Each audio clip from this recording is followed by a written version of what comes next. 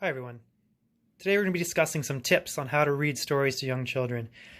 Children that are really becoming interested in reading. They're bringing you books to read, they're asking for stories, they're able to sit down and get through, some short stories. It's a great time to start working on their interest and getting them engaged with books, working on their, emerging reading comprehension skills and literacy skills. We're going to especially focus on dual languages. We always get questions on what's the best way to encourage my child that speaks, English and a home language. So today we're going to work with a Spanish book. It's English and Spanish, so it's a great way to work on both languages while using the same book. And a good way to do that is we want to look at keywords.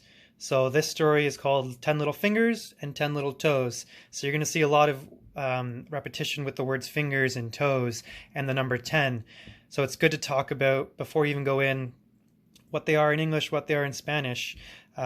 Fingers is deditos de los manos, and toes is deditos de los pies. Have your children point them out to you on their body.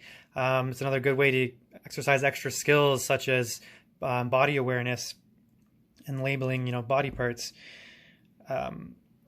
So a great way to start engaging your children is to look at the covers.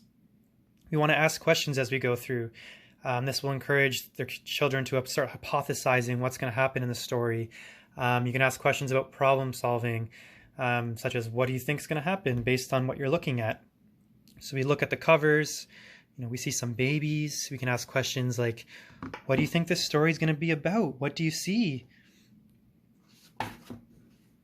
Flip through the pages with them.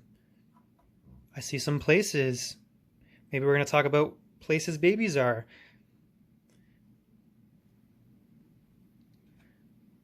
What's the baby holding on to right now? Their toes? Do you have toes? Where are your toes? Can you show me? Ooh, I also see some fingers. Do you have any fingers? Do you want to count your fingers with me? These kind of questions engage the children, get them thinking, working on many skills such as counting. Again, try and point out those key words. Like fingers, point them out. After you go through and ask your questions, then we can start reading the story. I recommend reading the story either in the home language first or in English first, all the way through. It'll help with the story flow, and it'll also help the child to establish what language they're supposed to be using when they're talking to people. Kids at this age are really trying to figure out what words do I use when I'm talking to who and in which context. So if you read it all the way through in one language first, it really helps cement that for them. And again, helps them be able to work through that story flow as well. So you're going to read it a few times in English. You can read it a few times in Spanish. Once you really start to get a hang of it, you can go through and do both languages, one then the other, trying to enforce those keywords. So that's what we'll do today.